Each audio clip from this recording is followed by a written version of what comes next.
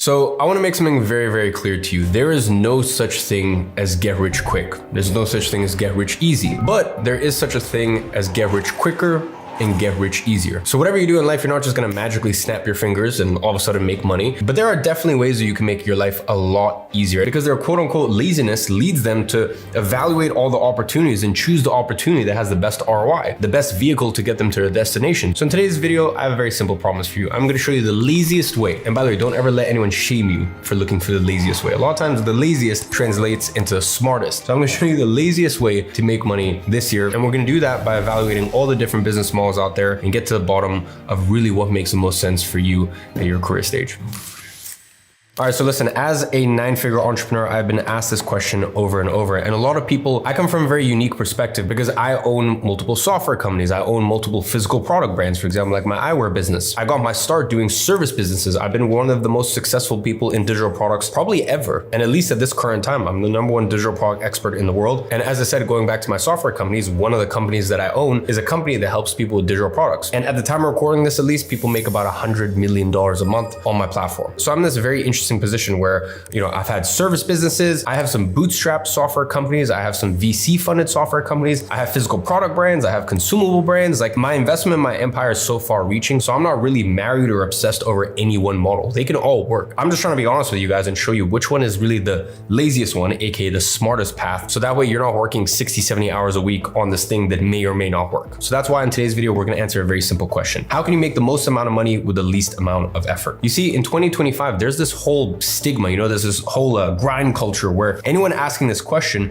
should be shunned for wanting to make money with minimal effort. And as someone who has taught thousands and thousands and thousands of aspiring entrepreneurs how to make money online, to be honest, at this point, it might even be millions. I want to tell you something very important. Asking what is the laziest, which to me really just means the smartest, the highest ROI way in terms of how much you put in versus how much you get out. Like as an investor, for example, I'm always looking at deals and I'm going, how can I make the highest return, have the largest delta from what I put in compared to what I get out? Why should business be any different, or side hustles or online businesses be any different? Like it's a very valid question to ask, and you should not be shamed for wanting to be a bajillionaire and work your face off for 30 years and sleep on a mattress. It's like, no, your business can work for you, and you can build a lazy business that works for you rather than you being a slave to business. So this is a very valid question, and don't let anyone, the whole hustle culture thing, like try to shame you for asking this question. And listen, I'm sure you've seen this and I'm sure you're sick of it. How many videos have you seen on YouTube telling you the reason that you're not a millionaire is because you're just simply not working hard enough? Okay, cool. So using that same logic, is that the reason why nurses, teachers, and construction workers aren't millionaires because they just don't work hard enough? Of course not. We know that's ridiculous. Those are some of the hardest working professionals out there. You see, hard work is just one component of becoming rich, and the richest people on earth, they know this, they understand this. As Warren Buffett once famously said, it's not about how hard you row, it's about what boat that you're in. So in very simple terms, the business model you choose is more important than the hours you dedicate to it. Some business models require more work than others to achieve the same result. That is quite frankly a fact. So today, I'm gonna help you find the laziest business model. I'm gonna compare 5 different business models. And by the way, this is speaking from experience, not a, hey, well, I think this one's harder, or I think this, like, by the way, coming from someone who's made $1 million in profit with every single one of these models, literally every single one of them. And some of these models I've made up to $100 million from. So like, trust me, I know what I'm talking about when I speak about this. And we're gonna compare them to find the one that allows you to make the most money with the least effort. So to compare these business models, let's use 5 categories to accurately assess which business model is truly the laziest. The first one is upfront capital. Now, the capital category measures the minimum dollar amount you need to spend to start the business and get it off the ground. Next is scalability. Now, scalability measures your ability to make more money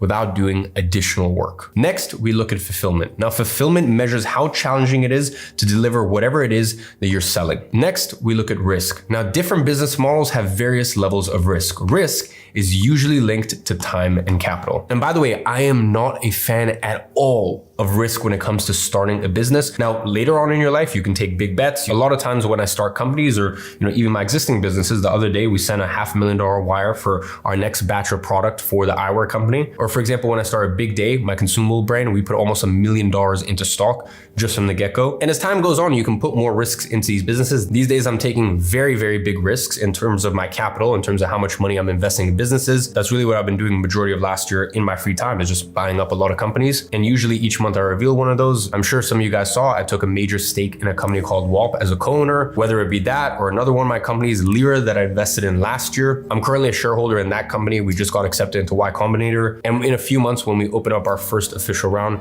I would have made about a 15x in that company. So all of these are great, but they're risks. They're big money risks. A lot of times these risks cannot work out. So me in my career stage, if I write the checks that I do and things don't work out, if I invest money into this company or that company, it's okay because I have the risk tolerance and I'm farther into my career. Whereas when I first started, I'm really not a big fan of risk until you've had many, many years under your belt as an entrepreneur. Next is difficulty. Now, difficulty measures how hard it is to understand the business model and how much trial and error is involved in building a successful business. So, to truly find the laziest business model, we really need to start by finding the business model that meets these following criteria. Upfront capital is low, scalability is high, fulfillment is easy, risk is low, and difficulty is easy. If we can get one that has all of these, well then, amazing, we are in business. Now listen, I know there are thousands of entrepreneurs out there telling you how easy it is to make money with the model that they use. As I mentioned to you before, there's one very key difference between them and me. The reason that these people tell you that their business model is the easiest is because that is the model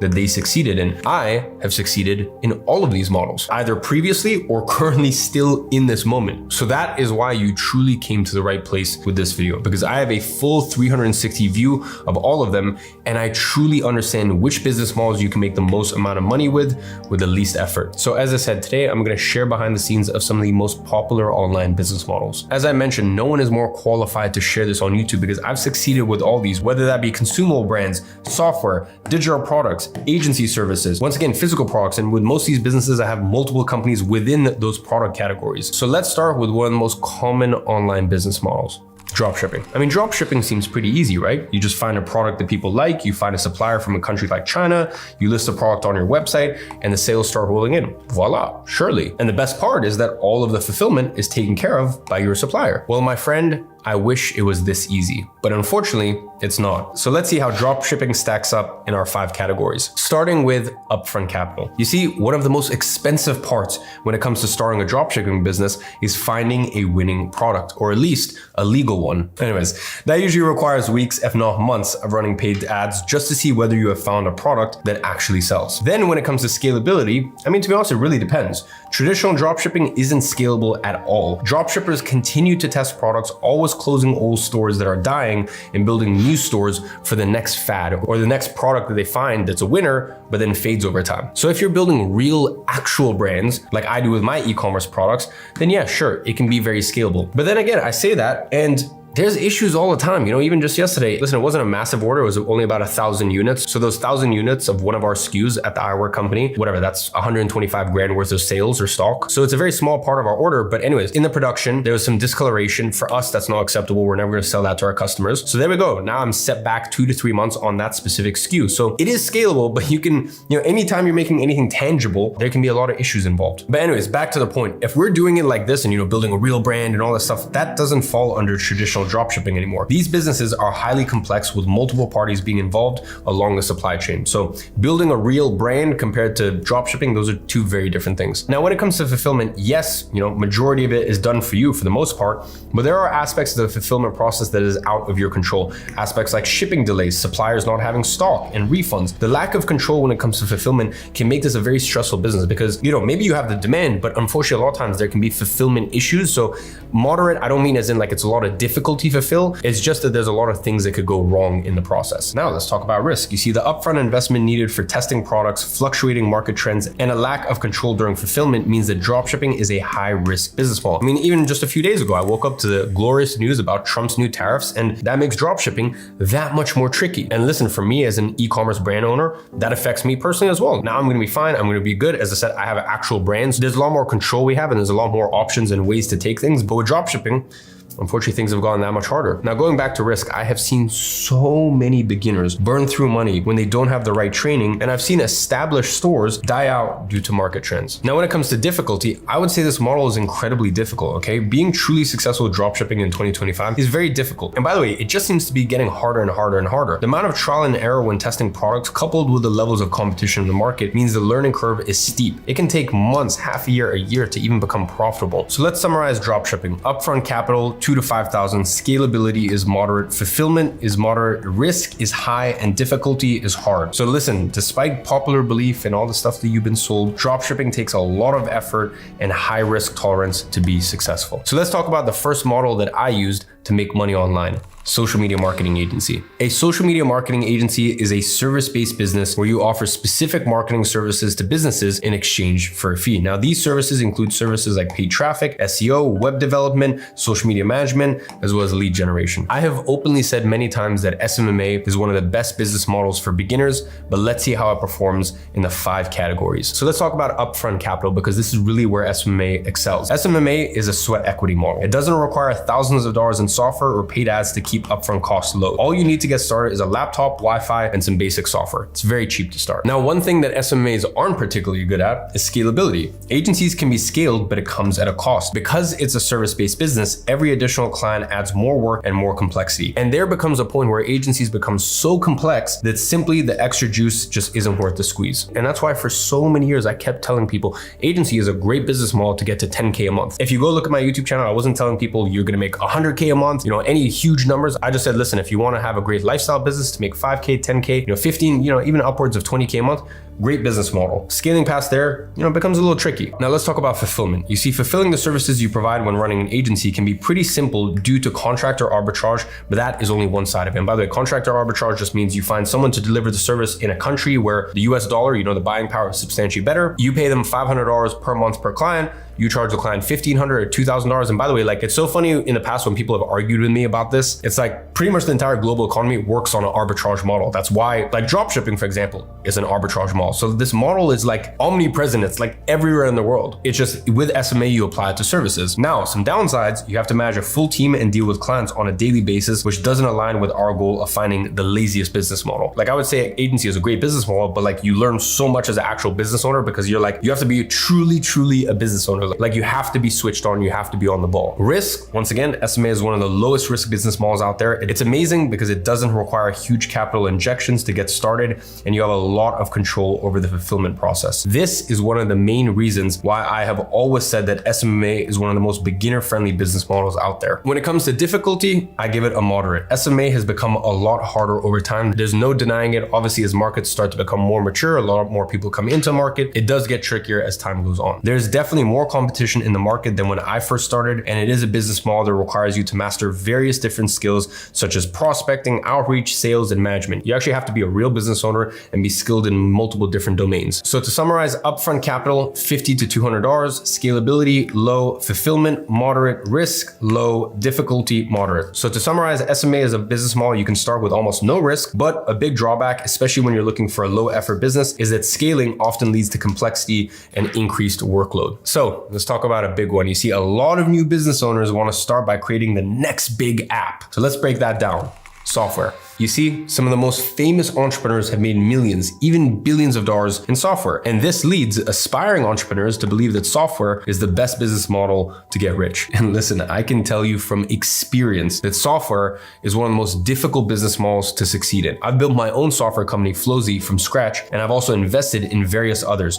Using my experience, let me use the 5 categories and show you why software is not for those who want to build a business with minimal effort. So let's talk about upfront capital. You can look at minimum $250,000 to build a solid software company. If you're trying to build a software company that will make you rich, you either need a lot of your own capital to invest, or you need hundreds of thousands, if not millions, in funding. By the way, even if you already know how to code, you're going to need a team, and software developers are not cheap. On top of this, you will need an extensive marketing budget to get the business off the ground. Now, I will say scalability is very high, and the reason that software has created so many billionaires is because it is highly scalable. Once you have your product, it is just about getting more and more users. That being said, there are complexities that arise as you scale. Your team is going to have to grow in departments such as developers, customer support, as well as client success. Fulfillment is very difficult. Building a software will take months, if not years of hard work. And even after the product is built, software demands ongoing development of new features as well as ongoing bug fixes. Now, when it comes to risk, this is a real drawback to software. Very high risk. Software is one of the riskiest business models out there. If you're using your own capital, all of that money can be lost if the business doesn't work. And in many cases, software entrepreneurs are using money from investors, which adds an extra layer of risk on top. For difficulty, it is extremely hard. The software industry is one of the most competitive markets on earth. It also requires a huge amount of technical skills,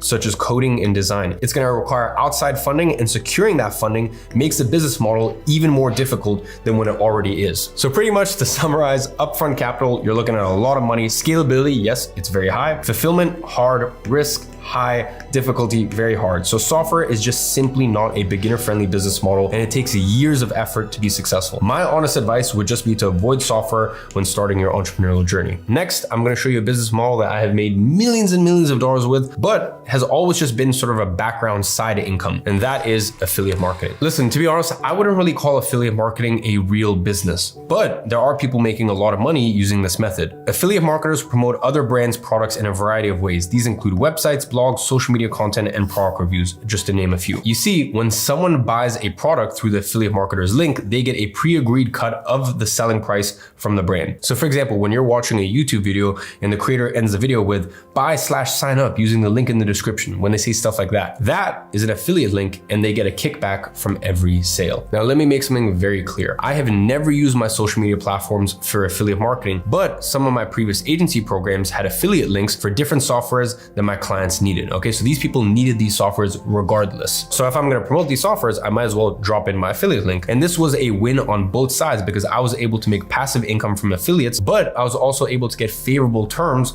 for my clients and users for software that they needed regardless. Now, being fully transparent, I don't really use affiliate marketing anymore because I now have the resources to build custom softwares for my users. So rather than recommending softwares, I either just create my own or I just invest and buy into existing software businesses. So that way I can control them and I can tweak them as I like. That being said, is it a method that you can use to make money with minimal effort is a real question. Well, let's take a look. Upfront capital, probably $100 to $200. I mean, affiliate marketing requires minimal upfront investment to get started. A majority of your capital will be spent on content tools like editing software and maybe some AI tools to make the process easier. Scalability here is moderate. Affiliate marketers can promote as many products as they like. There's an endless amount of affiliate programs out there. So the scalability constraints really comes into play when it comes to actual content. It is impossible to promote hundreds of products in one piece of content, which means the more content you make, the more products you can promote and the more money you are able to make off the back of it. Now, when it comes to fulfillment, it's relatively easy because the physical product fulfillment has nothing to do with you. So in this regard,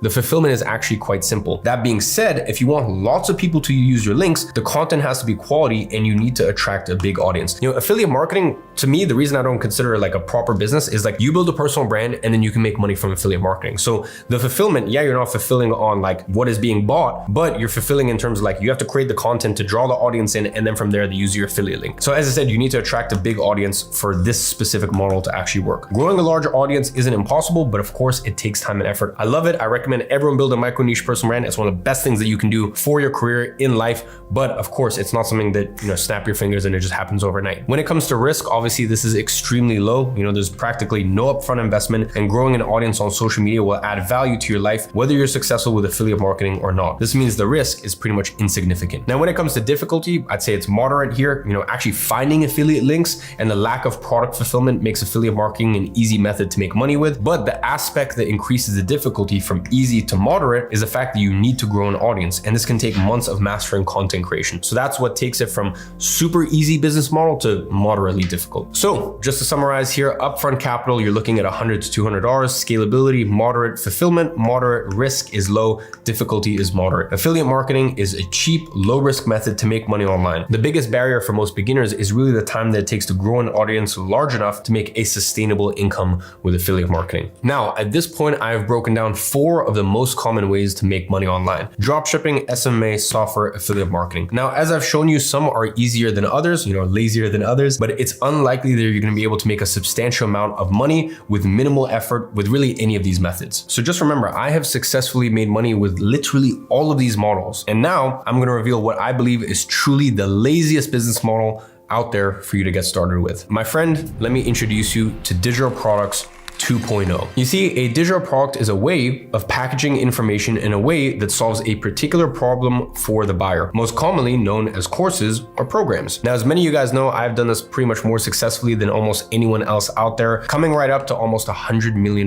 in earnings in the last 5 years with this model. Now, I created my first official digital product in 2018, and since then, I've made millions from selling digital products. But I want to be very honest with you. You see, when I first started with digital products, it wasn't easy to just create the most basic of digital products. It took me months, and as the quality went up, so did the cost. By the way, I'm not talking about just a few $1,000s. Products like Agency Navigator and Agency Accelerator had external coaches and completely custom platforms, not to mention the size of the team I hired to help me build out the programs as well as do the service delivery. These products, I'm not joking, cost me millions of dollars to produce. Now, you very fairly might be thinking, well, if digital products are so complex and expensive to create, why am I even mentioning digital products in a video that's all about making money with minimal effort? Well, I will tell you why.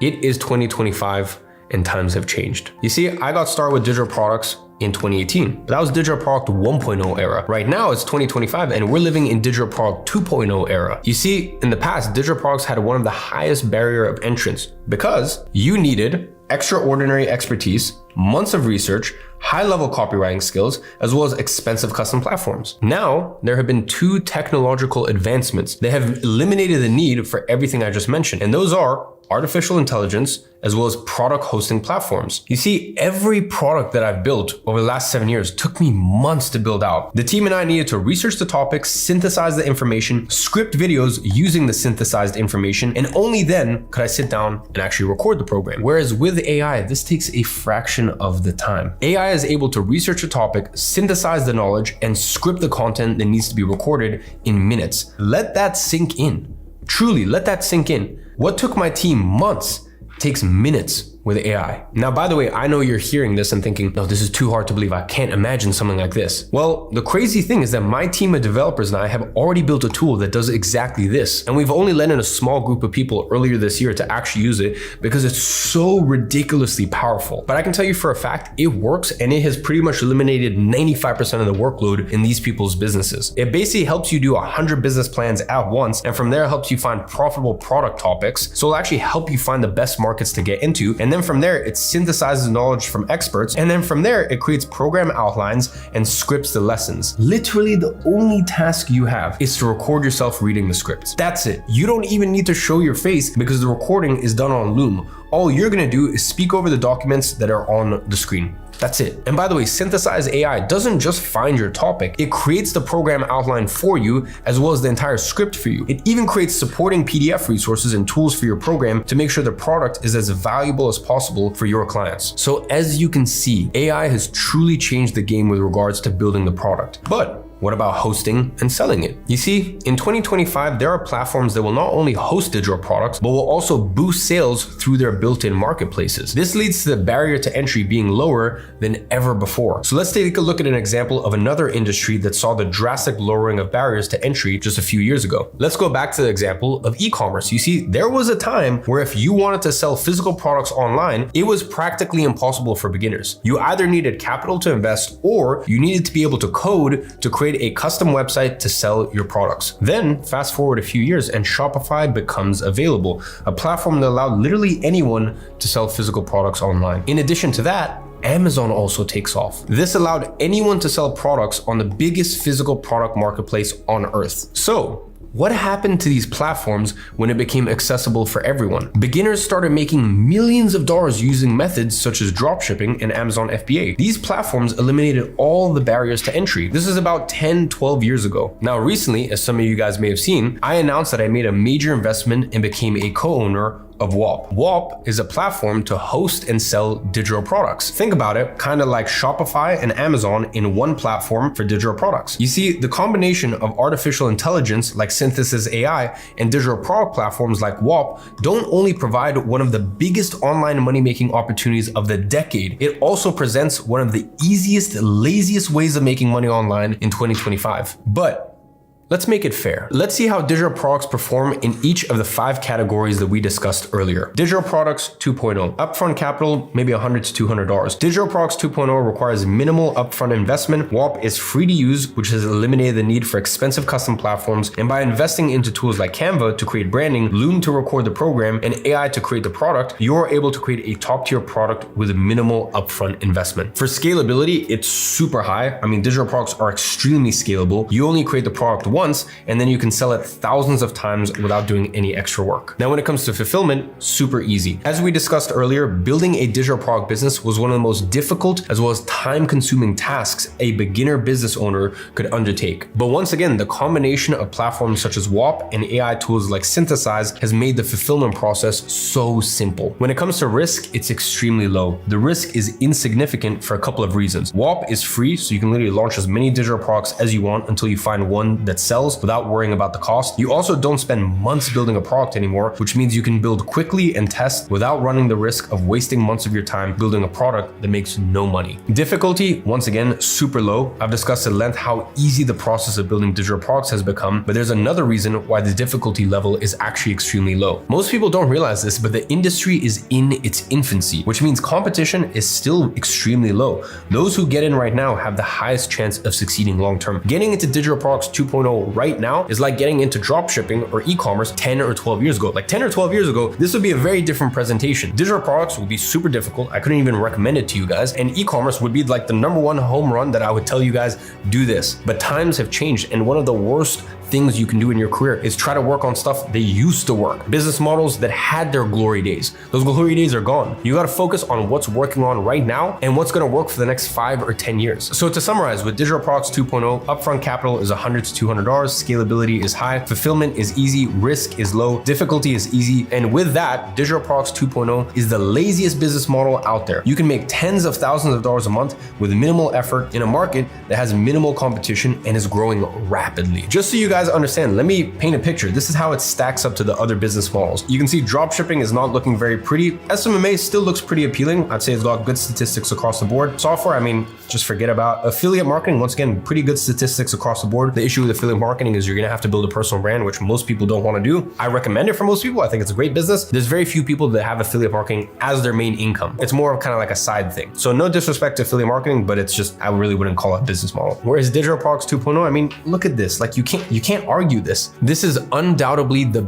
biggest opportunity in the online space right now. I mean, do you think I would have invested in a platform like WAP if I didn't believe in the future of this industry? Listen, I'm extremely logical. I spent 2 years evaluating every single company in the space, looking at the intimate financials of every single company in the space, looking at the trajectory of the space, because when I'm gonna make such a massive investment and take a huge stake as a co-owner in such a big company, which quite frankly is a huge financial risk, but I sleep easy at night knowing it's not a risk because I see the trajectory of where digital products are going, and truly it's like getting involved in e-commerce, in Shopify, in dropshipping 10, 12 years ago. You're coming at just the right time before things explode. And if you get in right now, you're going to be compensated very generously for it. The digital product market is projected to more than double in size over the next 5 years. By 2030, we're looking at almost $1 trillion a year industry. It's insane. So quite simply, you have a decision to make. Are you gonna get in early and get your slice of the cake, or are you gonna wait and fight for the crumbs once the market is ultra competitive? That, my friend, is the decision that only you can make. As always, I'm watching from afar and I'm rooting for you.